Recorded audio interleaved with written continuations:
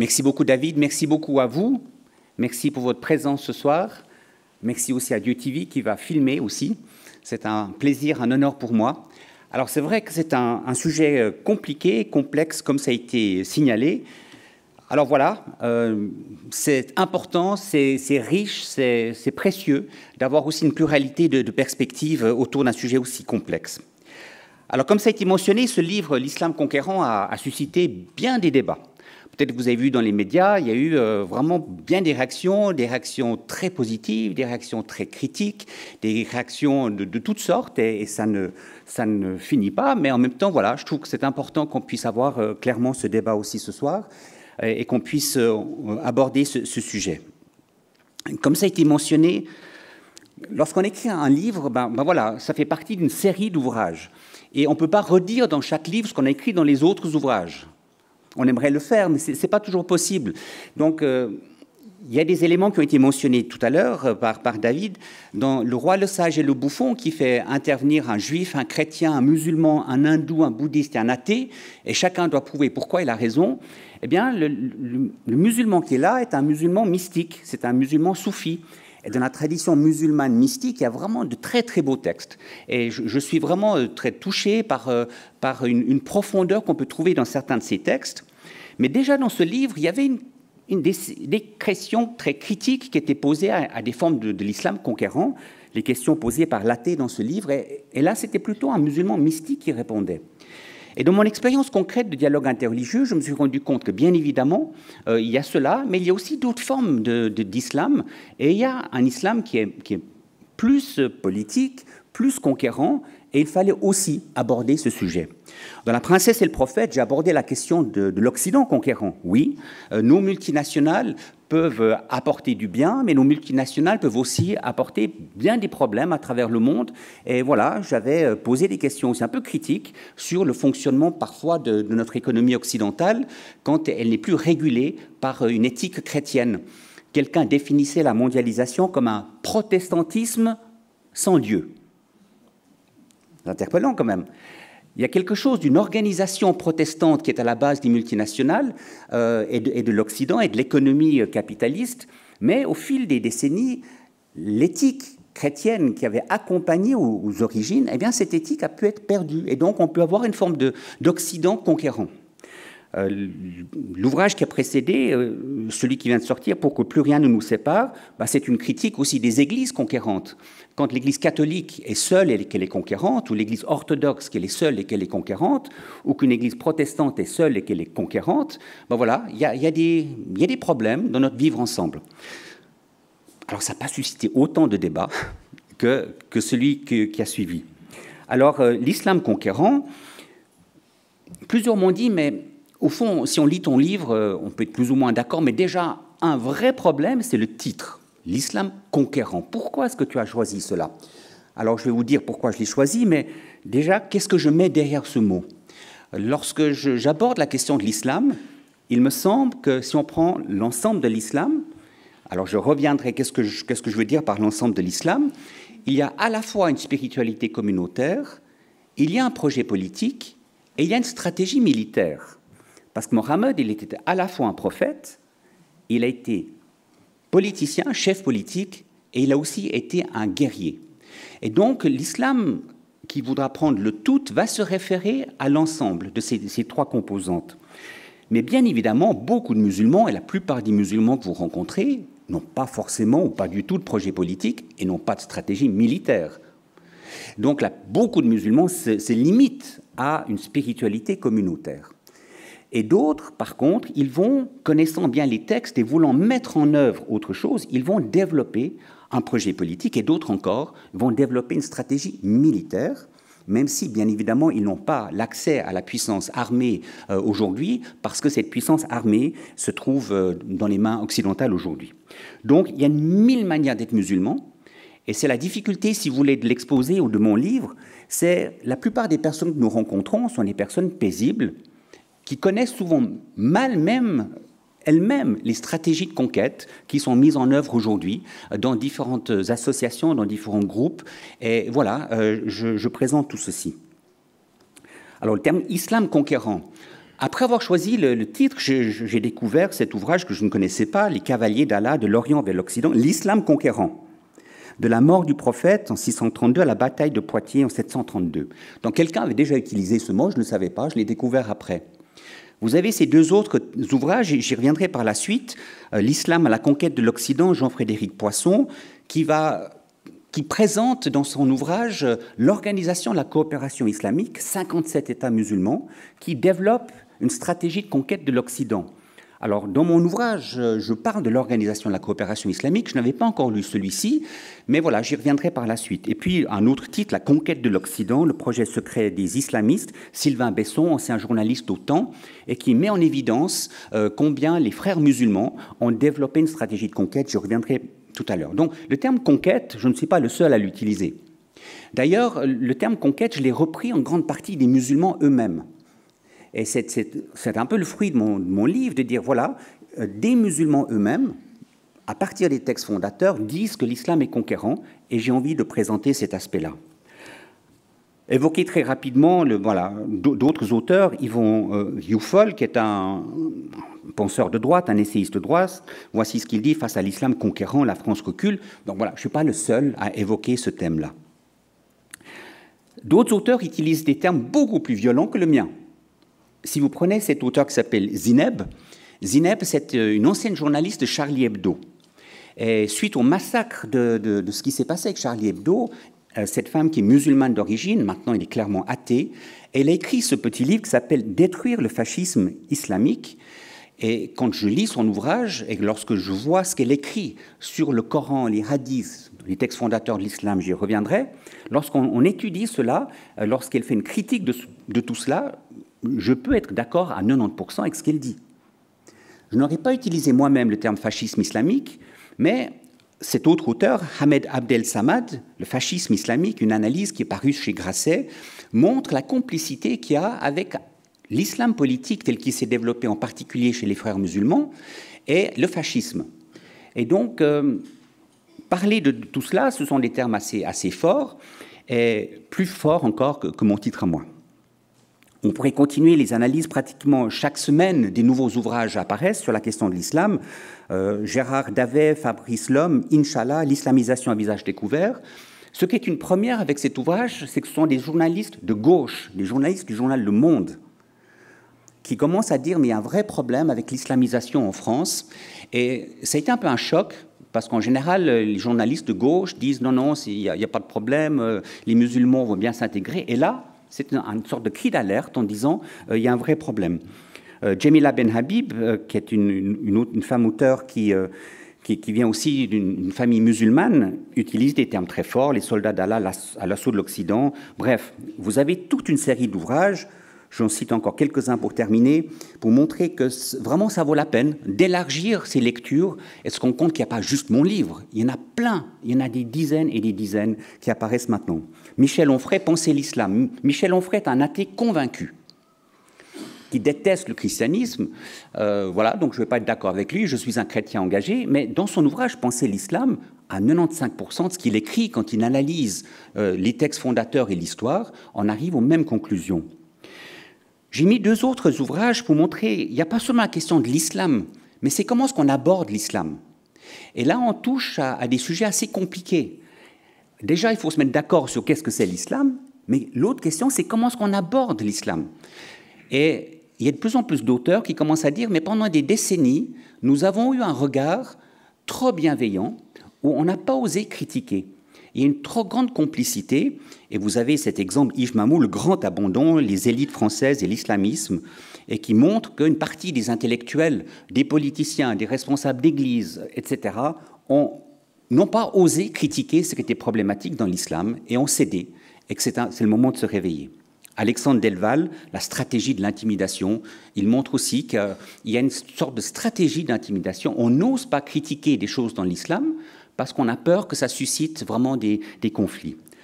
Pour terminer, la violence dans l'islam, Sami Aldi, professeur de droit islamique, qui a écrit beaucoup de choses. Son ouvrage « La violence dans l'islam » est beaucoup plus complet que le mien. Et puis deux ouvrages récents, Qatar Papers, vous avez entendu parler de cet ouvrage dans les médias aussi, qui montre combien le Qatar finance les frères musulmans, aussi en Suisse, en Europe et ailleurs. Et puis un dernier ouvrage sur l'islamophobie et l'intoxication idéologique, la difficulté à aborder. Voilà. Je ne veux pas vous saouler avec ces textes, mais juste pour dire, remettre mon livre dans un contexte plus large, et qu'il y a plein d'autres auteurs aujourd'hui qui sont en train de réfléchir et qui essayent d'avoir un regard sur ce sujet. Alors pour l'exposé de ce soir, je vous propose quelques éléments. Après une introduction, les fondations de l'islam, quelques défis posés par l'islam, quelques stratégies de conquête, quelles réponses donner et bien évidemment les échanges. Alors en introduction, je redis des choses fondamentales. D'abord, le respect des personnes. On peut critiquer des idées, on peut critiquer des points de vue, on peut critiquer même des pratiques, on peut critiquer des textes, on peut critiquer des choses, mais on respecte les personnes. Ça, c'est fondamental. Et si on ne respecte pas les personnes et qu'on commence à susciter de la haine des personnes, eh bien, c'est faux. Il y a quelque chose qui ne joue pas. L'autocritique avant de critiquer. On peut faire une critique d'autres perspectives, d'autres visions du monde, mais on commence par l'autocritique. Et puis acuité, c'est-à-dire on doit chercher la vérité, montrer ce qui est beau, montrer ce qui est sombre, chez les autres comme chez soi. Et pour avoir une acuité, bien évidemment, il n'y a pas qu'un point de vue. Et sur la question de l'islam, j'en suis parfaitement conscient, il faut une pluralité de perspectives. J'apporte une perspective qui consiste à mettre en évidence certains textes problématiques ou certains éléments problématiques de l'islam, mais je sais que d'autres ont d'autres approches, et précisément, nous avons besoin de cette pluralité. Alors, pour les chrétiens, bien évidemment, les fondations bibliques, pour cela, c'est des fondations qui sont assez évidentes. Un texte synthétique pour les chrétiens au niveau de leur foi, c'est cette parole de Jean 3,16. « Dieu a tant aimé le monde qu'il a donné son Fils, son unique, en grec monogène, pour que tout homme qui croit en lui ne périsse pas, mais ait la vie éternelle. » Et dans ce texte fondateur, on voit que pour les chrétiens, tout trouve son origine en Dieu et tout trouve sa finalité en Dieu, ayant un Dieu d'amour qui aime les personnes musulmanes, qui aime chaque personne, et c'est ça qui doit être notre motivation en tant que chrétiens. Les personnes pas chrétiennes, ça va être le respect de la dignité humaine, le respect des droits de l'homme, le respect de la personne humaine. Et puis on voit aussi à partir de ce texte que l'enjeu, c'est pas simplement le vivre ensemble ici, mais la dimension de la vie éternelle. Et je reviendrai là-dessus parce que dans la tradition musulmane, la question du paradis et de l'enfer, c'est quelque chose de fondamental et on ne doit pas oublier cette dimension. Si on regarde la suite de l'évangile de Jean 3,16 que je viens de citer, vous avez cette citation qui montre que Dieu n'a pas seulement envoyé son Fils dans le monde pour juger le monde, mais pour que le monde soit sauvé par lui. Et lorsque Jésus parle du jugement, il parle du jugement comme une mise en lumière de ce qui est dans nos vies. Et c'est une des grandes difficultés, je crois, dans le dialogue et dans toutes nos relations, c'est de mettre en lumière ce qui est problématique.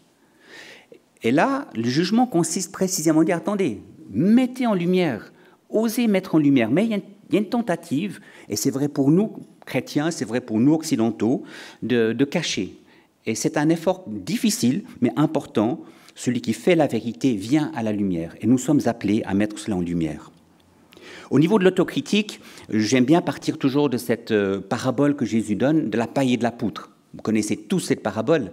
Cette parabole dit l'importance de ne pas juger d'une manière qui est telle que finalement on voit que les défauts chez les autres et on ne voit pas les défauts chez soi.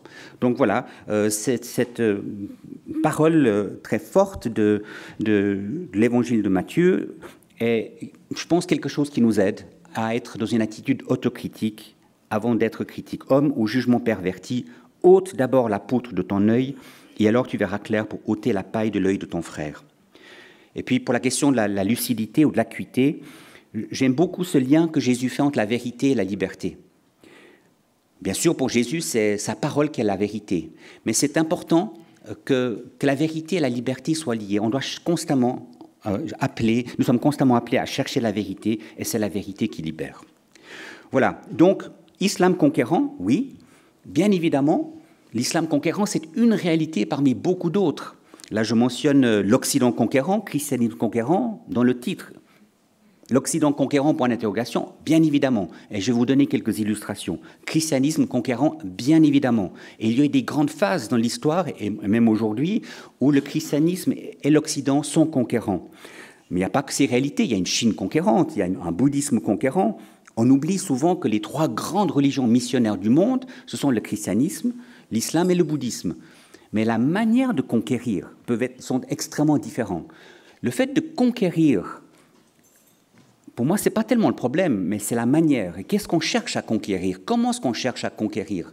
Étymologiquement, le mot conquérir, c'est chercher le tout, chercher à embrasser le tout, chercher à avoir une vision qui touche le tout. Et donc, dans l'idée de conquête, ce n'est pas négatif forcément. Quelqu'un qui croit fondamentalement dans les droits de l'homme, il va dire « mais j'aimerais que ces droits de l'homme soient appliqués sur toute la planète et pas juste dans mon pays ». Donc il voudra que les droits de l'homme se développent. Les chrétiens aimeraient que la foi chrétienne soit connue partout, les musulmans aussi. Et c'est parfaitement légitime, s'ils croient que c'est la vérité, ils veulent conquérir. Mais après, bien évidemment, selon les manières de faire, selon la violence qu'on va utiliser, les violences que nous allons utiliser, eh bien là, il y a des problèmes. Donc voilà, l'islam conquérant, c'est une réalité parmi d'autres. Matérialisme conquérant, spiritisme conquérant, relativisme conquérant, c'est un peu ce qui se passe dans nos sociétés. Toutes les vérités se valent, et si vous affirmez qu'une vérité est supérieure à l'autre, eh bien, vous avez un problème avec ce qui se passe autour de nous. Et ce relativisme conquérant devient une sorte d'absolu aujourd'hui, paradoxalement. Au niveau des chrétiens conquérants et des occidentaux conquérants, je vous signale deux ouvrages parmi beaucoup d'autres. Il y a cet ouvrage de Marie-Françoise Basselès, « Chrétiens persécuteurs ». Je parlerai tout à l'heure des chrétiens persécutés, mais c'est très important lorsqu'on fait un peu d'histoire du christianisme qu'on se rend compte qu'à partir du 4e, 5e siècle, les chrétiens ont commencé à être persécuteurs. Pendant 3 siècles, les chrétiens ont été persécutés pour leur foi. Ils n'ont tué personne en communiquant l'Évangile. Il n'y a pas eu de mort de la part de chrétiens pour faire connaître le Christ et pour faire connaître l'Évangile. À partir du IVe siècle, quand l'Église est devenue Église d'État ou l'Église d'Empire, les chrétiens ont commencé à persécuter. Et ils ont commencé à persécuter les chrétiens qui ne pensaient pas comme eux, ils ont commencé à persécuter les juifs, ils ont commencé à persécuter les polythéistes, et ils l'ont fait avec beaucoup de violence. Et pendant des siècles, ça a été une réalité, et ce n'est pas encore totalement fini. Donc ce christianisme persécuteur, en fait, ce qui est assez intéressant, c'est que lorsque l'islam est paru quelques siècles plus tard, l'islam a été comme un miroir de ce christianisme persécuteur. L'islam d'empire qui s'est développé progressivement a été un islam où les musulmans qui ne pensaient pas comme la majorité ont été persécutés, les juifs ont été persécutés, les chrétiens ont été persécutés, les polythéistes ont été persécutés. C'était comme une sorte de miroir en disant bon, voilà votre comportement et voilà en miroir ce qui se passe auprès de vous. L'Occident conquérant, il y a des titres extrêmement forts, l'Occident terroriste, l'horreur impériale, on pourrait faire toute une soirée là-dessus. Donc, à la question est-ce que l'Occident est conquérant? Oui, on pourrait aborder ce sujet clairement aussi. J'ai fait ma thèse de doctorat sur un auteur qui s'appelle Mircea Eliade, un grand historien des religions.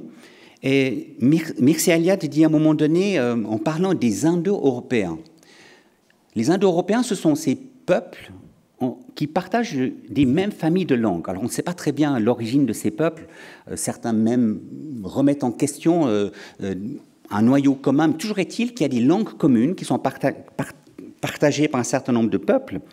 Et voici ce que Mircea Eliade dit. « L'expansion des Indo-Européens dans l'histoire est marquée par d'effroyables destructions. Entre 2300 et 1900, en Grèce, en Asie mineure, en Mésopotamie, de nombreuses cités sont saccagées et incendiées. Ce processus caractéristique, migration, conquête de nouveaux territoires, soumission, suivi d'assimilation des habitants, n'a cessé qu'au XIXe siècle de notre ère. On ne connaît pas un autre exemple semblable d'expansion linguistique et culturelle. » C'est un constat extrêmement critique sur l'expansion des peuples indo-européens.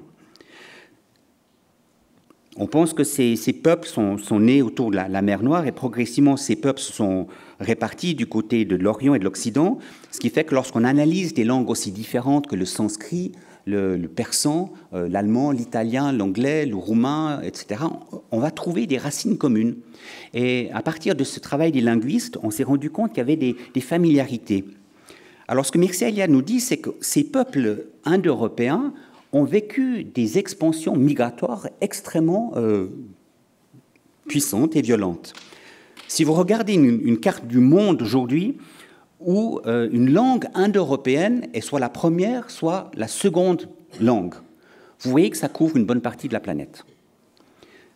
On pourrait parler des empires britanniques, des empires américains, des empires anglais, espagnols, etc.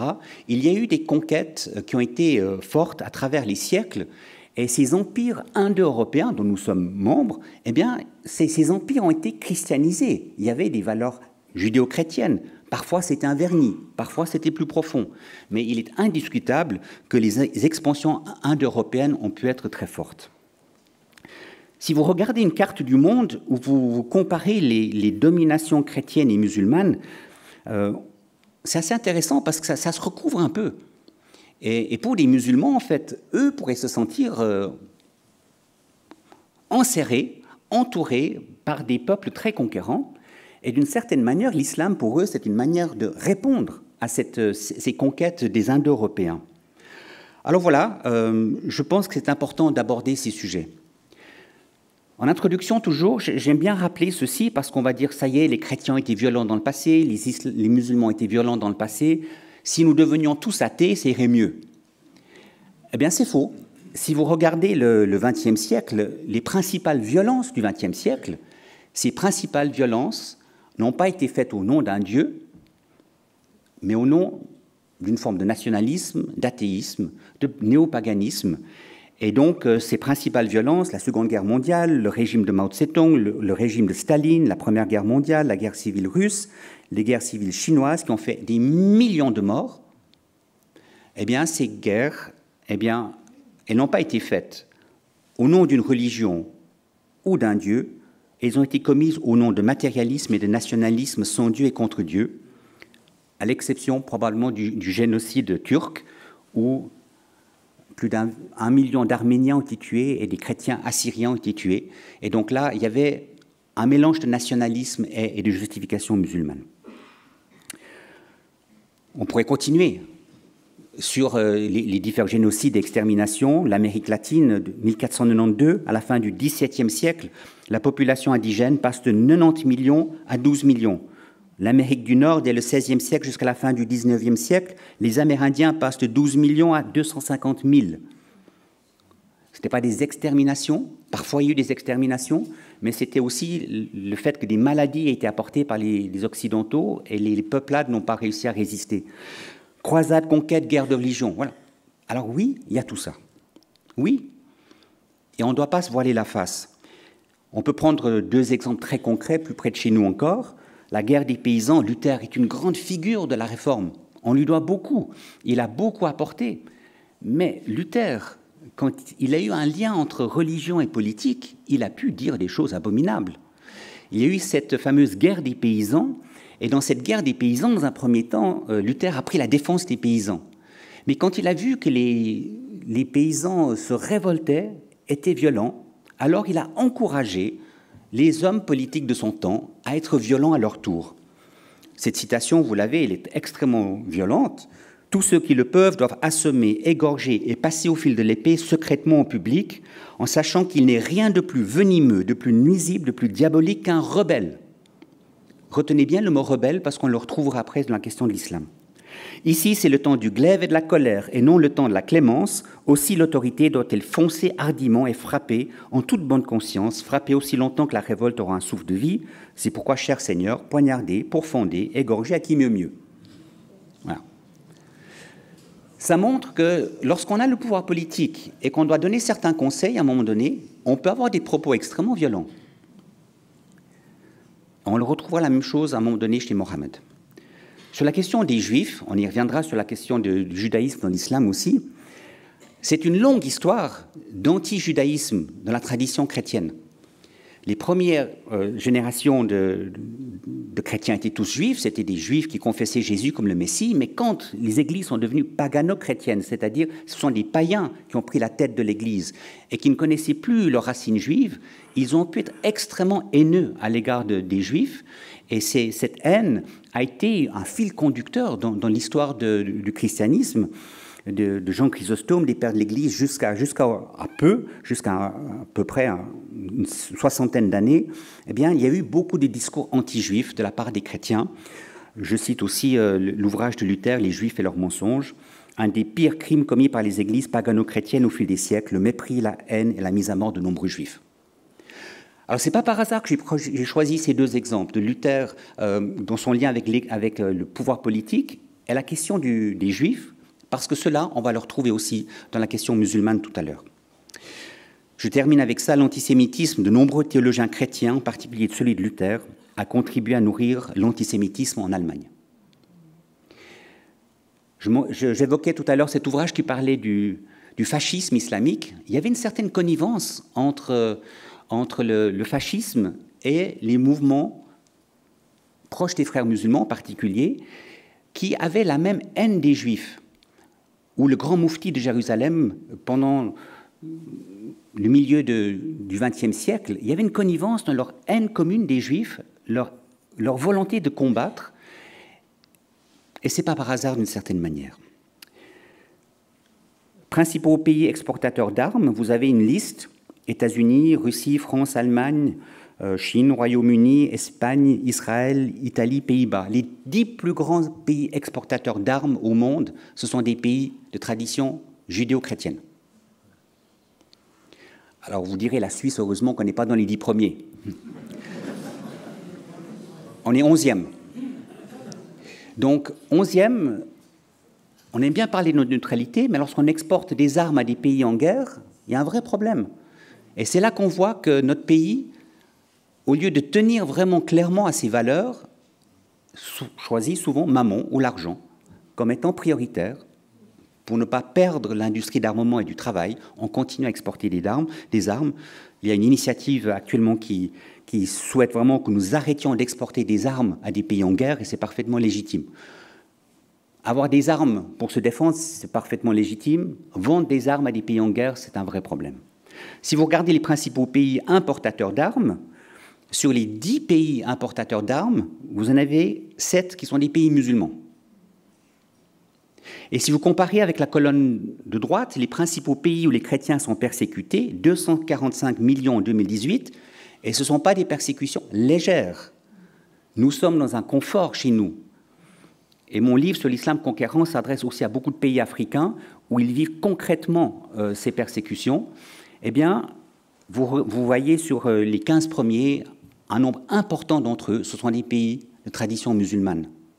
Donc je dis qu'il y a des incohérences dans notre économie qui tourne, nos exportations, et le fait qu'aujourd'hui encore, des pays musulmans utilisent leur pouvoir pour dominer des chrétiens, mais pas seulement des chrétiens. Alors, après cette longue introduction, venons aux fondations de l'islam. Vous connaissez bien, j'imagine pour la plupart d'entre vous, le judaïsme et le christianisme, donc les grandes figures d'Abraham, d'Isaac et d'Ismaël, la figure de Moïse, et ce monument qu'est la Bible hébraïque, la venue de Jésus, le Nouveau Testament. Voilà, ça c'est la Bible, c'est ce que nous connaissons. L'histoire est un peu plus complexe parce que dans la tradition juive, eh bien, tout ne s'arrête pas avec la Bible, cela continue avec le Talmud, c'est-à-dire tous ces textes des rabbins qui vont interpréter la Bible. Et ce sont des discussions passionnantes entre rabbins, ils vont donner des explications sur pratiquement chacun des versets. Et les Juifs lisent en général la Bible hébraïque à la lumière du Talmud. Après le Nouveau Testament, il y a eu les pères de l'Église, il y a eu les différents conciles œcuméniques. Les protestants acceptent en général les 4 premiers conciles œcuméniques, les orthodoxes 7, les catholiques un peu plus. Donc voilà, il y a eu toute cette suite. Et puis à partir du 6e, 7e siècle, vous avez la venue de Mohammed avec sa vie, le Coran et cet autre monument de littérature musulmane qui sont les hadiths, les propos de Mohammed, j'y reviendrai tout à l'heure. Pour dire à grands traits la diffusion du christianisme, et je l'ai déjà évoqué, il y a une transmission non violente de l'Évangile pendant 3 siècles. Jésus a donné un enseignement non violent, et chaque fois que des chrétiens tuent, c'est en contradiction avec ce que Jésus a enseigné. Et pendant les 3 premiers siècles, les chrétiens n'ont tué personne.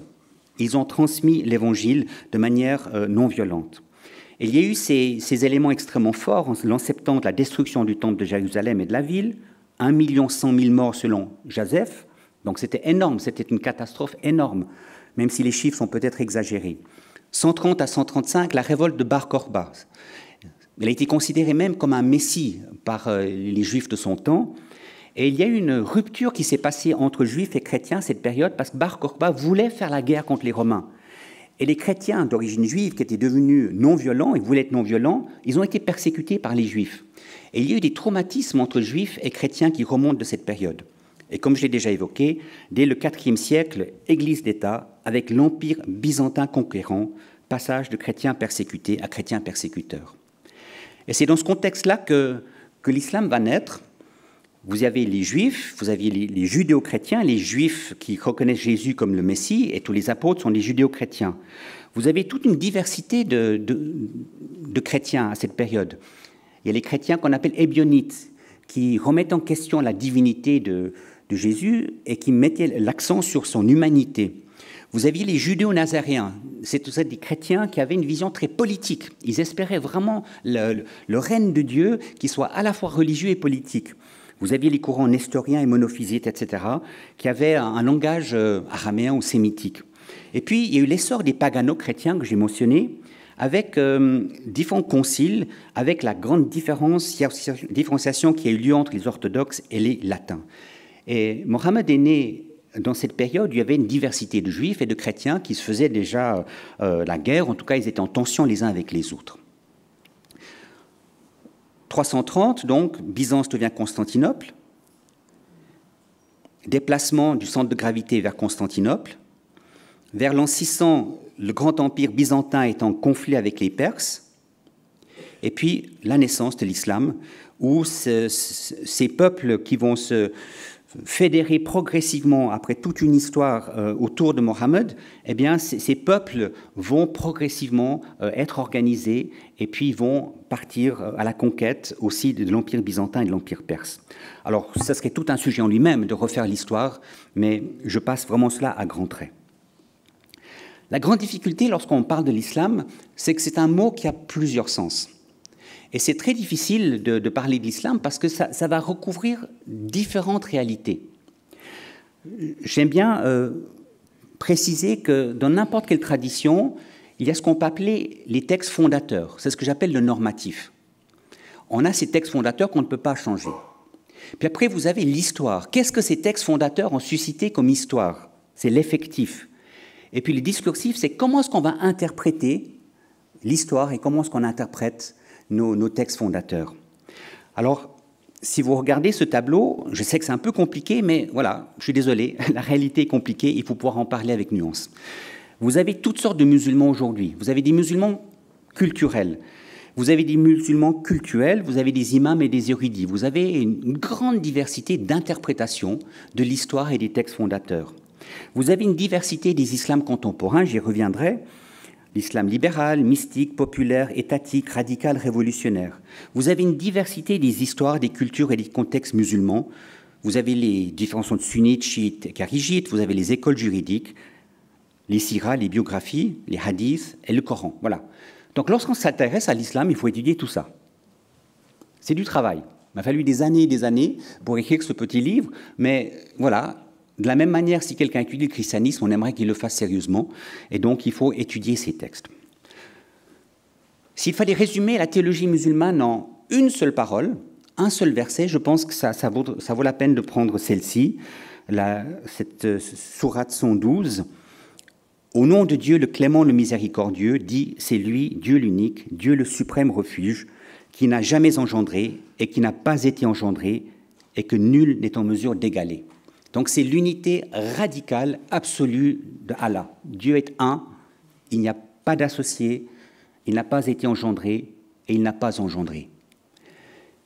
Et vous voyez déjà avec cette parole qui est une parole forte, des tensions un peu polémiques aussi avec la tradition chrétienne, avec le Fils qui a été engendré, avec le Père qui aurait eu un Fils.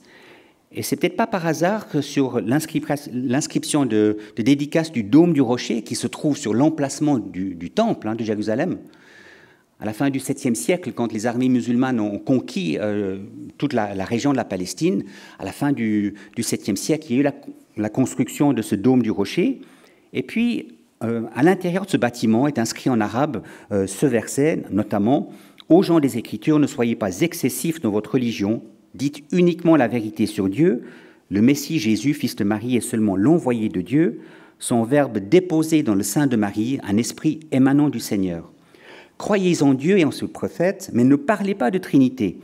Cessez d'en parler de votre propre intérêt, il n'y a qu'un seul Dieu, et il est trop glorieux pour avoir un fils. N'est-il pas le maître des cieux et de la terre? N'est-il pas suffisant comme protecteur ?» Donc il y a une tension entre musulmans et chrétiens sur la compréhension de qui est Jésus. Et dans cette compréhension, on voit qu'il y a des très belles choses qui sont dites sur Jésus, qu'il est l'envoyé de Dieu, la parole même d'Allah, déposée dans le sein de Marie, mais dans l'islam, on refusera la crucifixion de Jésus, on refusera sa résurrection, on refusera de considérer qu'il est le Fils de Dieu, et dire qu'il est le Fils de Dieu, c'est un des pires blasphèmes qui soit. Et c'est la raison pour laquelle des chrétiens qui continuent de confesser Jésus comme le Fils de Dieu vivent des souffrances très grandes, parce qu'on ne comprend pas la même chose sur cette thématique. Parler de l'islam, ce n'est pas d'abord parler d'une doctrine. Parler de l'islam, c'est parler aussi de quelque chose qui fait un sens extrêmement profond pour des centaines de millions de personnes. Et ce sens, c'est un sens qui touche la vie, la mort et l'au-delà. Et il ne faut jamais oublier cela. On parle beaucoup de vivre ensemble, et c'est très bien, on doit chercher le vivre ensemble, on doit chercher le dialogue avec tous ceux qui cherchent la paix, mais on voit bien que lorsqu'on lit le Coran, il y a une question de vie éternelle. Quiconque recherche en dehors de l'islam une autre religion, celle-ci ne sera point acceptée de lui, et dans l'autre monde, il sera du nombre des réprouvés. Donc il y a une peur chez beaucoup de musulmans d'aller en enfer. Et si on accepte des éléments de la foi chrétienne, eh bien, on risque de perdre quelque chose de fondamental. En Occident, on ne parle presque plus de ce qui vient après la mort. Les enjeux du paradis et de l'enfer sont des thèmes dont qu'on n'aborde pratiquement pas, et c'est très dommage. Mais voilà, je pense qu'il est important de s'en souvenir. Alors, venons au texte fondateur de l'islam. Dans ces textes normatifs, il y a toute une littérature. Vous avez dans un premier temps le Coran. Le Coran, littéralement, signifie la récitation, est constitué par l'ensemble des 114 sourates ou chapitres reçus par Mohammed pendant 23 ans, entre 610 et 632. Deux grandes sections peuvent être discernées, les 86 sourates formulées à la Mecque, les sourates mécoises, et les 28 sourates formulées après l'Hégire, donc l'émigration de Mohammed en 622, à Médine, les sourates médinoises. Alors les spécialistes du Coran ne sont pas forcément tous d'accord avec ça. Ça, c'est une interprétation traditionnelle que l'on donne au Coran, mais toujours est-il, c'est l'interprétation majoritaire que les musulmans acceptent aujourd'hui. Donc vous avez le Coran qui est le texte fondateur, et je vous invite vraiment une fois ou l'autre à le lire pour vous faire une idée. Les musulmans, on leur interdit de lire la Bible, de lire les évangiles, mais nous, c'est différent. On a le droit, et c'est important, de pouvoir lire ce qui se passe ailleurs, de pouvoir comparer. On n'a pas besoin d'avoir peur, on peut tout à fait lire ces textes. La difficulté quand on lit le Coran, c'est que c'est un texte qui est organisé de manière littéraire. Par la première sourate, dès la sourate chapitre numéro 2 jusqu'à la fin, c'est organisé de manière littéraire, c'est-à-dire les plus longs textes sont au début et les plus courts à la fin. On n'a plus le sens chronologique. Et donc, on passe d'une période à l'autre, une période où les textes étaient plus paisibles à une période où le texte était plus violent. Et Sami Aldib a fait cette traduction où on peut lire le Coran de manière chronologique, et c'est très utile parce que ça permet de voir l'évolution des textes. La première partie du Coran rédigée à la Mecque a été rédigée alors que Mohammed, persécuté par les polythéistes, n'avait aucun pouvoir juridique, politique ou militaire.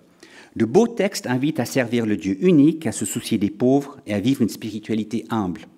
Et la plupart des musulmans vont s'inspirer de ces textes. Ils vont se nourrir de ces beaux textes pour vivre paisiblement aujourd'hui et de vivre de manière généreuse, accueillante, hospitalière. Et il faut reconnaître et apprécier tout cela. La seconde partie du Coran, rédigée à Médine, a été rédigée alors que Mohammed a progressivement pris le pouvoir juridique, politique et militaire. Le persécuté a pu se révéler persécuteur de tous ceux qui ont contesté son autorité. Les textes les plus violents contre les associateurs ou les infidèles, les polythéistes, les juifs, les chrétiens, musulmans, hypocrites ou rebelles, se trouvent dans cette section. Et là, on voit le problème d'interprétation que les musulmans vont avoir. Comment est-ce qu'on va lire le Coran ? Est-ce qu'il faut lire le Coran violent à la lumière de la partie paisible, ou est-ce que c'est l'inverse ? Et il y a des diversités d'interprétations chez les musulmans aujourd'hui. Beaucoup de musulmans disent qu'il y a une progression, et les textes plus violents de la seconde période abrogent certains textes plus paisibles de la première période. Et d'autres musulmans disent on n'est pas d'accord avec ça. Mais ça, c'est un débat interne. Deuxième source des fondations dans l'islam, ce sont les hadiths. Et je suis toujours surpris de voir que ces monuments de littérature sont très peu étudiés, même dans nos universités, même dans les dialogues interreligieux, on les aborde relativement peu. La sunna, littéralement la voie aux directions, est constituée par les hadiths, les traditions relatives aux actes et aux paroles de Mahomet, rapportées par ses proches et rassemblées en particulier dans les recueils de Al-Bukhari et de Muslim. Vous voyez que ces deux recueils ont été rassemblés entre 9e au 9e siècle. Donc on est bien après Mohammed. Et certains critiques vont dire, mais en fait, ces textes ne sont pas vraiment authentiques.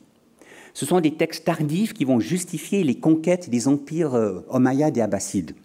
Et donc, ils vont dire, mais ces textes n'ont aucune valeur. C'est une des critiques qu'on a fait à mon livre en disant, mais M. Keshavji, il oublie tout ça. Je le sais très bien. Mais lorsqu'on parle avec des musulmans, la grande majorité des musulmans considèrent ces hadiths comme la deuxième source de l'islam. Donc, il faut les étudier aussi. Il faut les prendre en considération. Selon une majorité de musulmans pratiquants, les hadiths de Bukhari et de Muslim restent une référence incontournable pour comprendre ce qu'est l'islam authentique. Et lorsque vous étudiez ces textes, c'est là que vous allez trouver les textes les plus violents à l'égard des juifs, des chrétiens, les textes qui justifient le plus la guerre, la conquête, vous les trouverez dans ces documents. Et dans ces documents, les musulmans vont puiser de quoi interpréter le Coran, et ils vont donc tirer le Coran dans une interprétation de conquête. Troisième source des textes fondateurs sont les biographies. Et voilà, vous avez différentes biographies de Mohammed. Elles se réfèrent toutes aux œuvres d'Ibn Ishaq, d'Ibn Hisham et de Tabari. C'est elles qu'il faut lire en priorité. Lorsqu'on lit une biographie de Mohammed, en général, on prend une biographie contemporaine. Et vous avez plusieurs biographies qui existent. Tariq Ramadan, elle a fait une biographie de Mohammed qui est très apologétique. Tout ce qui est beau chez Mohammed est présenté, mais tout ce qui est problématique, il le met sous le tapis. Toutes les violences, elles sont présentées de telle manière à ce qu'au fond, on ne les aborde pas vraiment. Vous avez une lecture plus académique de Tilman Nagel, et je vous invite à le lire si vous voulez une fois creuser le sujet, qui présente bien l'ensemble des sources. Et puis Marc Gabriel, cet auteur qui est un ancien professeur d'Al-Azhar et qui a comparé Jésus et Mahomet. Et c'est bien de lire cette pluralité. J'avais mentionné tout à l'heure la diversité des musulmans. Et toute la première partie de mon livre consiste à présenter cette diversité. Lorsqu'on parle des musulmans, comme si on parle des chrétiens ou des juifs, il y a une très grande diversité de pratiques. Et c'est ça qui rend les choses aussi compliquées. C'est que selon les musulmans avec qui vous allez parler, vous allez avoir une interprétation très différente du Coran, des hadiths, la sira, selon leur histoire, selon leur positionnement. Vous avez des musulmans laïcs et libéraux comme Mohamed Harkoun ou le fondateur de la Turquie moderne avec Atatürk qui a voulu abolir le califat et qui a voulu prendre la constitution helvétique en modèle pour faire la constitution turque. Vous avez l'islam mystique et spirituel d'un Cheikh Bentounès, vous avez l'islam de Karim Aga Khan, qui est le responsable des Ismaéliens, dont vient ma famille. Vous avez un islam populaire et culturel. Et donc, dans la plupart de ces pratiques de l'islam, cela s'est passé relativement bien entre musulmans et fidèles d'autres traditions. Mais il y a aussi un autre islam. Et c'est là que j'ai voulu vraiment m'intéresser à cette dimension-là. Vous avez l'islam plus officiel et plus étatique. Et l'islam officiel étatique va prendre plusieurs visages, mais j'y reviendrai par la suite. Vous avez un islam plus radical qui va revenir à l'ensemble des textes fondateurs et qui va être un islam plus conquérant, l'islam des frères musulmans. Et vous avez un islam radical et révolutionnaire, al-Baghdadi ou l'ayatollah Khomeini, cet islam va vraiment justifier la révolution, l'utilisation des armes en conformité avec Mohammed. Alors une fois de plus, je m'excuse, c'est compliqué. On aimerait faire ça plus simplement, mais ce n'est pas rendre compte de la réalité si on ne présente pas cette complexité. Quelques défis de l'islam. On pourrait prendre beaucoup de temps pour parler de ça. Je vais sélectionner quelques sujets, on va passer ça rapidement. La paix et la guerre, la liberté de conscience, les juifs et les chrétiens, les polythéistes, le pays. On ne fera pas tout ce soir, mais on abordera l'un ou l'autre élément. La paix et la guerre dans l'islam. Selon la foi musulmane, Allah est celui qui donne la paix. C'est pour ça que lorsqu'on parle avec les musulmans, ils disent « mais nous sommes une religion de paix ». Parce que pour eux, la paix fondamentale, c'est ce que Allah va donner. Et pour eux, c'est vraiment une religion de paix parce que cette paix, c'est la volonté d'Allah pour la société. Et même s'il faut utiliser la violence peut-être pour y arriver, mais l'objectif pour eux, c'est cette paix qui se trouve en Allah. L'islam est une religion de paix et l'unique moyen de trouver la paix. Et beaucoup de musulmans, effectivement, vont se nourrir des textes de paix pour le vivre. Dans son idéal, l'islam est un appel à la paix. Or, cette paix en plénitude ne concerne que les personnes que Dieu dirige vers l'islam. C'est une citation du Coran. La soumission à Allah, à Mohammed et à son message. Un non-musulman ne peut espérer la paix que si Dieu l'y conduit et qu'il se soumette à son tour. Et c'est là qu'on commence à voir le début des problèmes. La paix en plénitude ne peut pas concerner un juif, ne peut pas concerner un chrétien, ne peut pas concerner un polythéiste. Et cette paix en plénitude, on peut avoir une paix sociale relative, mais cette paix en plénitude n'est pas valable pour eux et il faut exercer une pratique de conviction, voire de violence pour y accéder. Qu'est-ce que Mohammed a perçu comme spécifique dans sa mission? Lorsqu'on lit des personnes du monde académique, voici ce qu'ils disent. Et c'est un peu choquant pour notre sensibilité à nous, mais je crois que c'est vrai. Voici ce que Tilman Nagel a écrit. Mohammed souligna ce qu'il considère être le caractère unique de son office prophétique, son caractère guerrier. Mohammed avait la conviction qu'il avait quelque chose de spécifique en tant que prophète. Il était prophète et homme de guerre. Et ça, c'était spécifique pour lui et que c'était différent des autres prophètes. Et nous, dans notre débat, on s'imagine si les prophètes, un prophète, c'est quelqu'un qui va critiquer la violence, mais pas quelqu'un qui va justifier la guerre. Donc déjà, le mot prophète, on a un sens différent. Gabriel Martinez-Gross, voici ce qu'il écrit. La geste fondatrice de l'islam confond déploiement bédouin et message religieux, fonction de guerre et fonction de sacré dans la personne du prophète, puis dans celle de ses compagnons, les premiers califes. Il y a un lien entre les deux. Voici ce qu'écrit un autre spécialiste. Selon toutes les sources dont nous disposons, aussi bien externes qu'internes, la création d'une confédération centrée sur une action militaire au service d'une conquête fut l'élément premier et originel de la fondation de l'islam. À lire la littérature biographique de Mohammed et de ses compagnons, on en arrive à définir l'islam des origines de la façon suivante. C'est le ralliement ou la soumission à un pouvoir nouveau, instauré par un prophète qui en définit les lois au nom de Dieu et dont les assises politiques sont appuyées sur une action militaire permanente. C'est la raison pour laquelle je dis dans mon livre, l'islam, à partir des textes fondateurs, mais ça se vérifie dans l'histoire, c'est une spiritualité communautaire, un projet politique et une stratégie militaire. Beaucoup de textes par la suite vont justifier cela. On n'a pas le temps de les voir, mais un exemple parmi d'autres, cette parole qui est au début dans les hadiths de Bukhari qui vont parler du djihad, ça commence avec cette citation du Coran. En vérité, Dieu a acheté aux croyants leurs personnes et leurs biens en échange du paradis. Ils combattent dans la voie d'Allah, ils tuent et se font tuer. Puisqu'il y avait cette perspective de faire la guerre, il fallait être prêt à tuer et à être tué. Pas seulement à être tué, mais à tuer et à être tué. Et ces textes, on pourrait se dire, c'est des textes anciens, que ça ne se pratique plus. C'est faux. Ces textes continuent d'être enseignés dans des mosquées Et d'anciens musulmans qui sont devenus athées ou chrétiens disent « mais depuis tout petit, on nous a appris ces textes. Ces textes continuent d'être appliqués malheureusement. » Le positionnement face aux polythéistes et les gens du livre, dans la sourate 9, c'est la 113e, donc l'avant-dernière sourate du Coran. Là, vous trouvez les textes les plus violents. À l'expiration des mois sacrés, tuez les polythéistes partout où vous les trouverez, capturez-les, assiégez-les, dressez-leur des embuscades. S'ils se repentent, s'ils accomplissent la salat, la prière obligatoire, s'ils s'acquittent de la zakat, l'aumône obligatoire, laissez-les en paix, car Dieu est clément et miséricordieux. Combattez ceux qui ne croient ni en Dieu ni au jour dernier, ceux qui ne s'interdisent pas ce que Dieu et son prophète ont déclaré interdit, ceux qui parmi les gens d'Écriture ne pratiquent pas la vraie religion, combattez-les jusqu'à ce qu'ils versent directement la capitation en toute humilité. Donc là, vous avez les justifications de la guerre contre les polythéistes. Et la justification du fait que des dizaines de millions de polythéistes, hindous, bouddhistes, animistes ont été tués. Et la justification du fait que des chrétiens ou des juifs qui ne reconnaissaient pas la pleine révélation donnée à Mohammed devenaient des citoyens de seconde zone. Ils pouvaient continuer d'exercer leur foi, mais ils devaient verser cette taxe de capitation, la jizya, ce qui a donné le terme de dhimmi et la dhimmitude. Et je vois Batior qui est dans la salle, qui a écrit plusieurs ouvrages là-dessus. Et je vous remercie pour votre travail encore, c'est très précieux.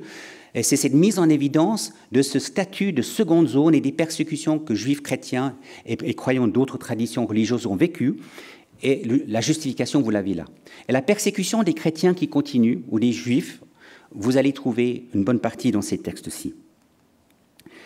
Un exemple de hadith, pour que vous ayez l'occasion d'en découvrir un.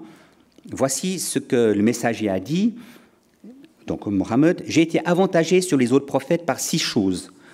M'ont été données les paroles synthétiques, m'a été donnée la victoire par l'effroi, les butins de guerre m'ont été rendus licites, on a fait pour moi de la terre un élément pur et purifiant et une mosquée, j'ai été envoyé à l'ensemble des créatures et par moi a été scellée la succession des prophètes.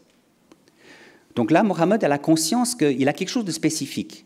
L'utilisation de la terreur ou de l'effroi, Allah va jeter la terreur dans le cœur de ses ennemis, mais l'utilisation de la terreur trouve des justifications à partir de sa pratique, et des terroristes vont se réclamer de ces textes aujourd'hui pour justifier la terreur. La plupart des musulmans détestent la terreur et ses pratiques, mais toujours est-il, d'autres ils vont pouvoir se servir de cela. Les butins de guerre m'ont été rendus licites, et donc la question de l'esclavage, oui, on a le droit d'avoir des esclaves, oui, il y a des esclaves sexuels, etc. Mohammed a certes dit de nombreuses paroles de paix, mais il a aussi justifié la décapitation de ses ennemis et la torture, justifié le butin de guerre et l'esclavage, justifié l'utilisation des esclaves sexuels, justifié l'utilisation du mensonge à l'égard des ennemis. Donc pour moi, c'est un principe de vérité, de reconnaître que ça existe dans ces textes, et ça existe dans l'histoire des premiers siècles des musulmans, et ça continue à travers l'histoire, avec plus ou moins de violence. La plupart des musulmans n'y peuvent rien. Ils héritent de cette histoire, ils héritent de ces textes. Mais dire que ça n'existe pas, je trouve que c'est juste pas juste. On doit pouvoir aborder cela et mettre ça en lumière et prendre distance. Quelques stratégies de conquête. Lorsqu'on regarde le monde musulman aujourd'hui, eh bien, beaucoup de musulmans n'ont pas de stratégie de conquête. Ils veulent simplement vivre en paix. Mais lorsque vous parlez avec les généraux, si vous parlez à un simple citoyen ou un soldat, ce n'est pas la même chose que si vous parlez à un général. Donc, voyez bien la différence. Si vous parlez à des gens qui ont réfléchi, qui ont pris au sérieux l'histoire musulmane, qui ont pris au sérieux beaucoup de choses de ces textes fondateurs, eh bien, ils vont s'inspirer de stratégies de conquête. Et plusieurs vont s'inspirer des différentes stratégies que Mohammed lui-même avait. Voici quelqu'un qui a fait une sorte de résumé. Au début, alors que le prophète est isolé et qu'il y a peu de musulmans, Dieu lui conseille d'éviter les affrontements. C'est la raison d'être des versets pacifiques. Après 622, lorsque la communauté s'est établie à Médine, Dieu incite les musulmans à pratiquer des guerres défensives. Puis au fur et à mesure que la communauté s'accroît en nombre et en force, les révélations élargissent et généralisent les incitations à la guerre et réduisent au contraire les restrictions à l'action violente. Enfin, lorsque la cause musulmane l'emporte en Arabie sur celle des adversaires, la révélation pose le principe que la guerre contre les non-musulmans peut être menée pratiquement tout le temps et partout, sans nécessité de prétexte. Les révélations qui vont dans ce sens sont considérées comme abrogeant les précédentes, qui se réfèrent à un état dépassé de la communauté. Si on est faible, on ne cherche pas à conquérir. Si on commence à être fort, on revendique plus. Et quand on est très fort, on doit islamiser et prendre le pouvoir. Et donc, c'est une stratégie à plusieurs niveaux.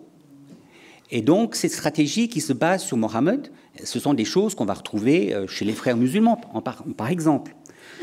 Ils disent la même chose lorsqu'on lit leurs documents. On est en position de faiblesse, on ne demande pas trop de choses. Mais le but, c'est que l'État devienne islamique. Il faut comprendre pour un musulman, on est pleinement musulman que si l'État est musulman. On ne peut pas être pleinement musulman si l'État n'est pas musulman. Pourquoi ?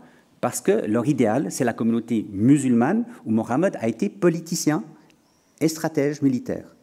Être pleinement musulman, c'est d'avoir un gouvernement musulman. Donc il faut progressivement islamiser l'État.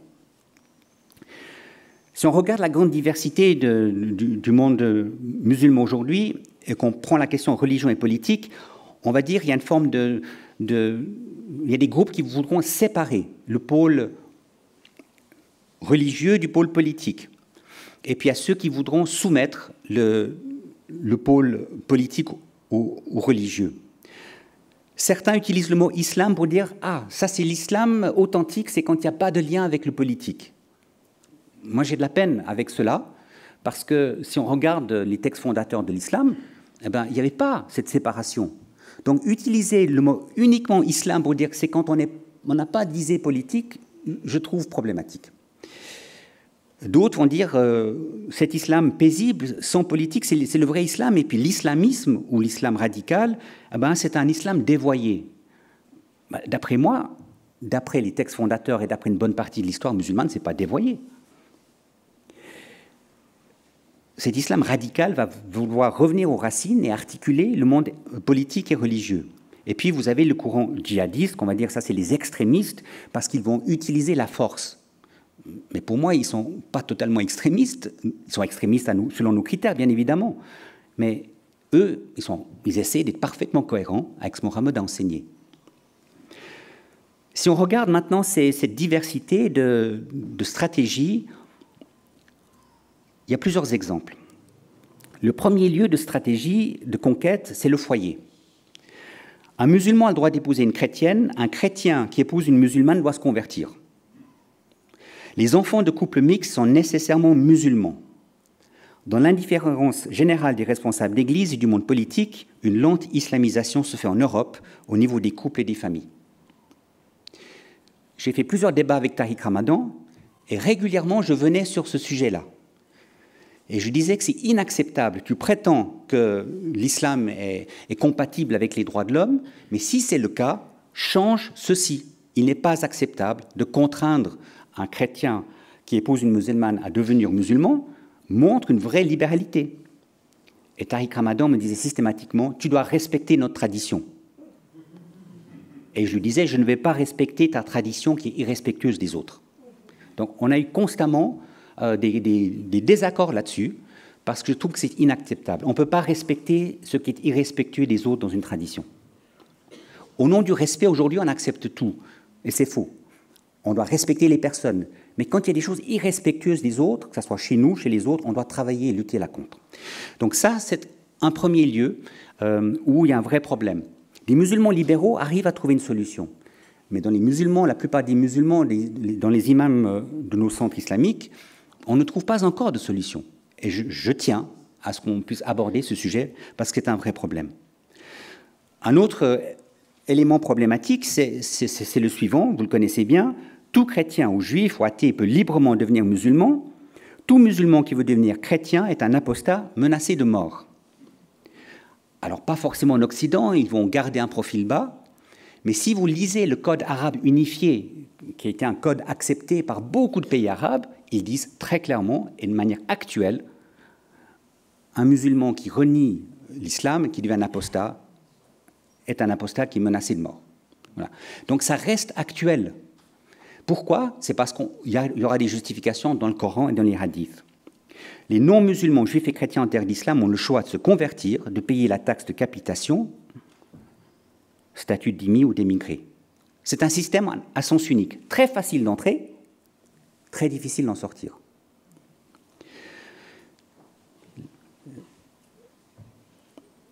Cette question de liberté de conscience se fonde sur le Coran, mais aussi sur un hadith. Je vous donne cet exemple aussi. Il n'est pas permis de verser légalement le sang d'un musulman que dans 3 cas, celui de l'homme marié qui commet l'adultère, celui de l'assassin qui légalement mérite la mort, et celui de l'homme qui renie sa religion et se sépare de la communauté. Du moment que Mohammed a enseigné ça, comment est-ce que les imams peuvent dire aujourd'hui on n'est pas d'accord avec lui? Vous voyez leur problème? Difficile. Alors les musulmans libéraux, ils vont dire ça c'était du temps de Mohammed, c'était du temps où il y avait des tribus, il y avait des alliances, mais aujourd'hui c'est différent. Mais malheureusement, cette lecture-là, elle est minoritaire et la lecture plus traditionnelle tend à dominer. L'autre élément, c'est là simplement la question de la statistique, c'est la démographie. Si vous regardez un centre d'études, Pew Research Center, qui montre l'évolution de la population musulmane, on voit bien que la croissance musulmane vient en grande partie aussi parce qu'il y a plus de naissances. Donc, si en Occident on dit, voilà, nous, c'est pas une priorité de faire des enfants, nous, c'est nos plaisirs, c'est notre bien-être, voilà, il y a d'autres populations qui viennent avec un vrai désir d'avoir des enfants et donc de pouvoir étendre leur communauté religieuse. Alors, je dois tout de suite nuancer ça. Lorsqu'on voit chez les musulmans, souvent la 2e génération, 3e, ils ont moins d'enfants, ils s'adaptent un peu aux standards occidentaux. Donc, il y a aussi une évolution chez les musulmans. Mais toujours est-il, il y a un enjeu aussi de progression au niveau démographique. Les principales raisons de la croissance de l'islam reposent en fin de compte sur le simple donné démographique, dit ce centre de recherche. J'ai mentionné la question du pays. Voici ce que Saïd Ramadan a écrit. C'est le père de Tariq Ramadan et de Hani Ramadan a écrit dans son traité sur le droit islamique. L'islam demande l'instauration d'un État gouverné à tous les niveaux par ses préceptes. Le chef véritable de l'État islamique doit être musulman. Il ne fait que se conformer à tout ce que je vous ai dit jusqu'à présent. Donc la stratégie, c'est que peu à peu, il faut se faire reconnaître par l'État. Peu à peu, il faut essayer d'islamiser quand on le peut. Ça peut prendre des décennies, voire des siècles. Il y a le temps. Mais le but, c'est de pouvoir avoir un État islamique.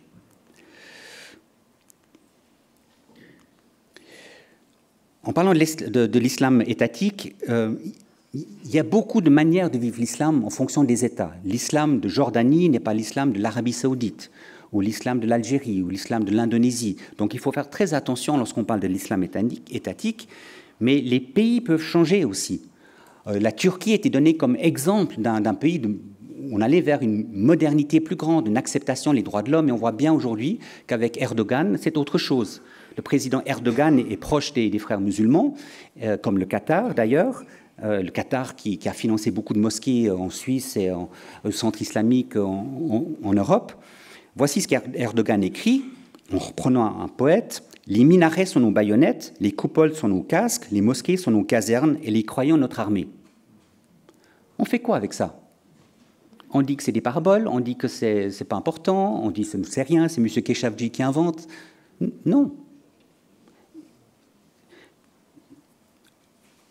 Pour moi, beaucoup plus grave, c'est ce dont j'ai mentionné tout à l'heure, l'organisation de la coopération islamique.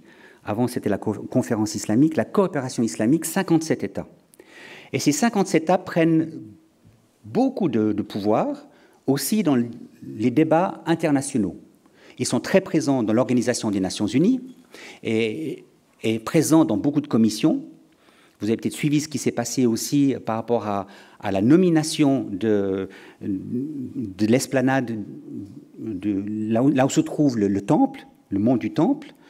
Ça a été aboli comme nom, et on n'a gardé que des noms musulmans, parce qu'il y avait une pression des pays musulmans pour qu'on n'appelle plus ça l'esplanade du temple, qu'on appelle ça plus le lieu où il y avait les vestiges du temple, mais l'esplanade des mosquées. Et on voit bien qu'il y a une sorte de pression qui est en train de se faire de l'Organisation de la coopération islamique. Leur ouvrage « Stratégie de l'action islamique culturelle à l'extérieur du monde islamique » dit clairement que l'Occident, c'est un pays où les valeurs sont décadentes, il faut soutenir les communautés musulmanes et il faut remplacer les valeurs occidentales décadentes par des valeurs musulmanes. 57 États, avec des millions qui disent ça, et qui mettent en place des stratégies de conquête. On en fait quoi? Voilà. Et Jean-Frédéric Poisson a écrit cet ouvrage, L'islam à la conquête de l'Occident. J'ai l'occasion de le rencontrer. Et c'est un des rares politiciens français qui a un peu étudié l'islam et qui met en garde en disant, qui interpelle nos gouvernements, nos politiciens pour dire, mais écoutez, vous avez des mouvements qui veulent conquérir. L'islam radical, c'est encore une autre stratégie. En 1982 a été rédigé un texte rédigé par les frères musulmans et qui a été rendu public en 2001 par ce journaliste Sylvain Besson, La conquête de l'Occident, le projet des secrets des islamistes, je l'ai mentionné tout à l'heure. Ce document des frères musulmans développe leur stratégie de conquête de l'Occident. Comment être présent dans les lieux de dialogue interreligieux, comment être présent dans le monde des médias, comment avoir des bons contacts avec le monde politique, comment est-ce qu'on garde un profil bas, comment est-ce qu'on dit que les valeurs démocratiques, c'est nos valeurs, mais que peu à peu, il faut transformer ces valeurs pour arriver à ce que ce soit les valeurs musulmanes qui prédominent. L'image traditionnelle qu'ils donnent, l'islam, disent-ils, c'est une fusée à 2 étages. Premier étage, les droits de l'homme. Second étage, la loi islamique. Donc, dans un premier temps, et pendant des années, on dit que c'est les droits de l'homme.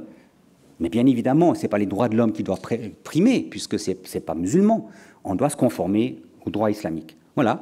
Donc, ils disent clairement cette stratégie. C'est encore une autre. Voici ce qu'Hassan al-Banna a dit, le fondateur des frères musulmans, le père de Tariq Ramadan. Parce que l'islam visait à la domination universelle, le djihad était une obligation communautaire qui devait être accomplie par l'assujettissement et la conversion du monde non islamique. Il ne dit rien d'autre, ce que vous avez dans le Coran, les hadiths, et ce que la plupart des historiens musulmans ont dit. Dans le cas des gens du livre, ils pouvaient éventuellement conserver leurs anciennes religions s'ils se soumettaient à la règle de l'islam et acceptaient de payer la jizya, donc cet impôt. Théoriquement, tous les autres peuples qui pouvaient être désignés comme idolâtres étaient contraints d'accepter l'islam, l'esclavage ou l'élimination. Largement conçu comme offensif, le djihad pouvait être défensif si le domaine de l'islam était menacé par un ennemi extérieur. Voilà. Donc ça, c'est le document des frères musulmans, et ces frères musulmans prennent beaucoup d'essor aussi en Europe et aussi en Suisse romande. Allah est notre but, le prophète est notre guide, le Coran est notre loi, le djihad est notre voie, mourir sur le sentier d'Allah est notre plus grand espoir, c'est la devise des frères musulmans. Et voici ce qu'un des anciens guides suprêmes des frères musulmans a dit. Le but des frères musulmans est de créer un État islamique mondial. Nous, les musulmans, nous immigrons partout et il y aura encore un long chemin avant de prendre le contrôle de l'Europe. Mais voilà, le but, c'est de prendre le contrôle de l'Europe. Vous avez une autre forme d'islam encore plus révolutionnaire, c'est l'islam d'Al-Qaïda, l'État islamique. Al-Qaïda, un des théoriciens d'Al-Qaïda a écrit cet ouvrage « Gestion de la barbarie » et il justifie comment il faut semer la barbarie en Occident ou ailleurs en créant de la terreur. Et en créant la terreur, on va pouvoir susciter des divisions et puis les musulmans hésitants, ils vont devenir plus radicaux, ils vont revenir à leurs racines et puis ils vont voir que dans l'islam, il y a la vraie solution. Donc l'utilisation de la terreur, c'est justifié parce qu'ils savent très bien que militairement, ils ne peuvent pas gagner, mais ils peuvent faire peur, ils peuvent faire taire les gens, ils peuvent faire ce que Alexandre Delval dit, il y a les coupeurs de tête et les coupeurs de langue. Il y a ceux qui coupent les têtes, puis après les autres, ils ont peur, alors on leur a coupé la langue, ils ne disent plus rien. Voilà. Donc c'est une stratégie assez bien pensée d'une manière de faire. Vous avez l'État islamique, leur revue s'appelait d'abord Dabiq, Break the Cross. Hein, le nom de leur revue, briser la croix. La chose la plus abominable, c'est la croix. Croire que Dieu s'est fait humain, que Jésus a été crucifié, c'est une des pires choses qu'on puisse dire par rapport à Dieu. Donc, il faut briser la croix. La croix, c'est un symbole haï, honni, et quand on est majoritaire, bien sûr, il faut briser la croix, il faut enlever les croix. Voilà, donc break the cross. Mais ils ont changé leur nom. La revue s'appelle depuis quelque temps maintenant Rumiyya. Pourquoi Rumiyya? Rumiyya, ça veut dire Rome. Il y avait 5 patriarcats du côté des premières églises chrétiennes, Jérusalem, Antioche, Alexandrie, Constantinople et Rome. Très vite, Alexandrie, Antioche et Jérusalem sont tombés. Pendant des siècles, ils ont cherché à prendre Constantinople et Rome. Ils n'ont pas réussi à prendre Constantinople, malgré leurs efforts déjà au 7e, 8e siècle. Il a fallu attendre le 15e siècle pour y arriver. Et Constantinople est tombé parce que les chrétiens catholiques et orthodoxes se détestaient. Et l'islam a progressé partout où les chrétiens étaient désunis. Partout. Et donc là, Constantinople est tombée, alors que c'était la splendeur. C'est tombé parce qu'il y avait tellement de haine entre catholiques et orthodoxes, notamment suite au pillage de Constantinople par les chrétiens catholiques en 1204, lorsque Constantinople a été pillée par les catholiques qui sont détournés pour piller leurs trésors. Donc il y a eu des traumatismes et Constantinople est tombée. Je n'ai pas eu l'occasion de présenter la suite, jusqu'aux portes de Vienne, etc. Allah a lancé la terreur dans leur cœur. C'est à partir d'un hadith. Donc Allah a lancé du Coran. Donc le but, c'est de lancer la terreur dans leur cœur. Alors, pour terminer, quelle réponse donner? Alors, il faut des réponses diversifiées. Ce que je dis simplement, c'est que ce que j'essaie de faire en mettant en lumière ces textes, de lumière ces pratiques, c'est une manière de dire oui, nous avons été, ou nous pouvons être extrêmement conquérants, mais il y a une réalité conquérante aussi dans les mouvements musulmans aujourd'hui. Et j'aimerais que ça puisse être entendu, que ça puisse être débattu, que ça puisse être présenté. Je sais bien que ce n'est pas la seule attitude, et qu'il faut d'autres attitudes. Auprès des musulmans, vous pouvez être peut-être un peu assommé par ce que je vous ai dit ce soir, Si vous ne connaissiez pas tout cela se trouve vraiment développé plus dans mon livre, mais lorsqu'on découvre ça, on est peut-être dans un premier temps un peu secoué. J'aimerais d'abord vous encourager à bien faire la part des choses. Une fois de plus, les musulmans que vous rencontrez, ce sont des musulmans qui ne cherchent pas forcément à avoir une stratégie de conquête. Ce sont des êtres humains d'abord que vous rencontrez, alors invitez-les pour les repas, priez pour eux, vraiment vivez des choses. Ne projetez pas tout ce que j'ai dit sur eux, s'il vous plaît. Beaucoup d'entre eux ne connaissent même pas ces textes ou ces stratégies. Un citoyen, ce n'est pas la même chose qu'un général en temps de guerre. Là, je vous parlais plutôt des stratégies des généraux. Un soldat va plus ou moins suivre, mais il ne connaît pas forcément tout. Donc faites, s'il vous plaît, une grande différence dans tout ce que je vous ai dit. Donc il faut des réponses diversifiées auprès des musulmans, selon les musulmans avec qui on parle. Réponses diversifiées auprès de nos autorités ecclésiales. Les premiers qui ont été très critiques à mon égard, ce sont les réformés, qui ont dit que c'était scandaleux que je parle de cette manière de l'islam, que c'était inacceptable, qu'il ne fallait pas aborder ces sujets, que je mettais tous les musulmans dans le même sac, ce qui est faux, etc., que j'étais un évangélique, et donc forcément, ce que je disais, ça ne tenait pas la route. Bref, il y avait plein d'insultes qui étaient là. Mais voilà, il y a des débats dans toutes nos églises sur la question de l'islam, et j'espère qu'on va pouvoir en parler un peu plus sereinement. Et je suis très reconnaissant à Daniel Marguerat qui a pris la défense de mon livre publiquement et qui finalement a dit face à des critiques un peu faciles, ben non, on a le droit d'aborder ces sujets. Réponse diversifiée auprès de nos autorités politiques, militaires et juridiques. Si l'islam, ce n'est pas seulement une stratégie, une spiritualité communautaire, mais aussi un projet politique, on doit pouvoir en parler avec nos politiciens. Mais malheureusement, nos politiciens, pour le moment, disent « nous, on n'entre pas sur le contenu religieux ». J'ai envoyé mon livre à Madame Métro, je l'ai envoyé à plusieurs conseillers d'État, à des conseillers nationaux, et leur réponse, pour le moment, c'est de dire on va demander aux musulmans de respecter les droits de l'homme, mais on ne va pas entrer dans tous ces textes. On ne va pas entrer dans tous les textes, j'ai dû sauter pour l'exposer, mais tous les textes de haine à l'égard des juifs, de haine à l'égard des chrétiens, tous ces textes, on ne va pas les aborder, on leur fait confiance. Et moi, j'ai dit non, je souhaite que ces textes de haine puissent être mis en lumière et qu'on y renonce. Il y a des textes de haine à l'égard des juifs dans la tradition chrétienne. Il a fallu les mettre en lumière pour prendre distance, pour s'assurer qu'on ne les vive pas. Mais voilà, là, il y a une interpellation auprès de nos autorités militaires, parce que ça touche nos armées. Je suis content de savoir que le chef de l'armée suisse a reçu mon livre. Au niveau juridique, ce sont des juges qui doivent aussi lire ces livres, ou mon livre, mais bien d'autres, parce que le but, c'est d'avoir une justice, un droit islamique. Donc ça touche aussi nos juges. On voit bien en Angleterre, il y a des endroits où effectivement l'islam commence à avoir ses propres tribunaux. Réponse diversifiée auprès de nos responsables médiatiques, universitaires et économiques. Respecter les personnes, ne jamais généraliser. Étudier les stratégies de conquête élaborées par des imams, des États et divers groupes musulmans et répondre avec lucidité. Interpeller nos politiciens, nos responsables militaires et les décideurs, les informer pour qu'ils soient conscients des enjeux et prennent des bonnes et fermes décisions qui favorisent une paix dans la durée, refuser les appâts faciles, argent, pétrole, vente d'armes.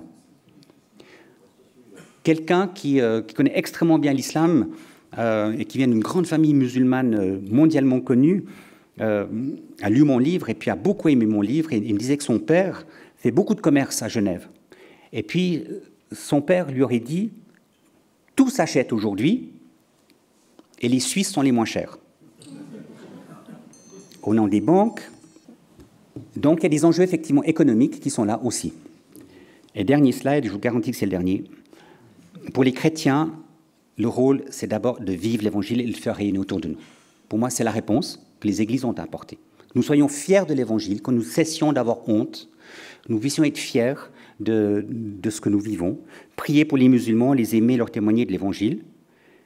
Et puis peut-être quelque chose d'un peu peut-être plus difficile, mais revenir au Seigneur de l'histoire qui utilise peut-être l'islam conquérant comme un jugement pédagogique contre nos églises tièdes et divisées et contre nos sociétés qui renient Dieu, qui les a bénis et qui se coupent de leurs racines chrétiennes et humanistes.